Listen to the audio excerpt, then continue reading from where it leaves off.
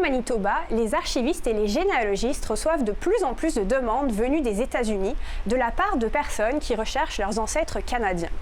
Elles effectuent des recherches sur leur lignée et se tournent vers des fonds d'archives comme le Centre du patrimoine à Winnipeg.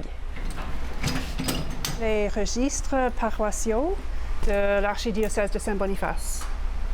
Alors, ils comprennent les actes de baptême, de mariage, de l'enterrement, datant du 19e siècle jusqu'au milieu du 20e siècle, même après. Comme peut-être 1995. Ces archives permettent de reconstituer les lignées familiales et d'établir des arbres généalogiques.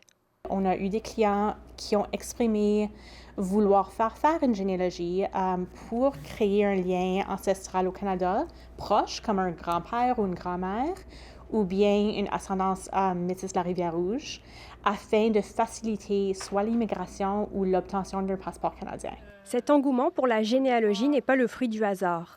L'entrée en vigueur de la loi modifiant la loi sur la citoyenneté en décembre 2025 permet à davantage de personnes de demander la citoyenneté canadienne. La limite pour la première génération a été abrogée, a été levée. Donc, ça fait en sorte que plusieurs Américains qui ont la citoyenneté peuvent avoir la citoyenneté canadienne, s'ils peuvent démontrer qu'un des ancêtres était canadien, qu'il y a une filiation par sang. Avec cette nouvelle loi, devenir canadien est possible quel que soit le nombre de générations qui séparent une personne de son ancêtre canadien.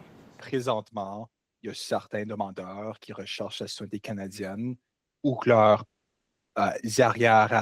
arrière-grands-parents étaient nés au Canada, même avant que le Canada était un pays. Donc, lorsque c'était la Nouvelle-France, ou même avant 1867. Enquêter sur leurs origines est l'occasion pour certains de se replonger dans la mémoire de leur famille et dans leurs souvenirs d'enfance. The roots going back to Canada go back to childhood, and then visiting, holidays in Montreal, very fond memories. Pour d'autres, se découvrir canadien a plutôt été une surprise. I saw my baby book, and you list your grandparents, your great-grandparents, and I saw, oh, 2 of my great-grandfathers are from Canada.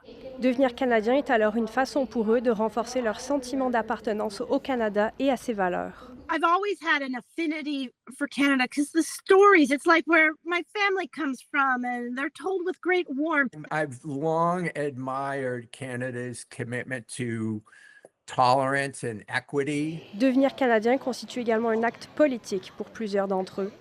I mean, it's a small act of resistance, but it's a form of resistance. Pour certains citoyens, pouvoir facilement s'installer au Canada permettrait aussi de quitter un pays dans lequel ils ne se sentent plus toujours en sécurité.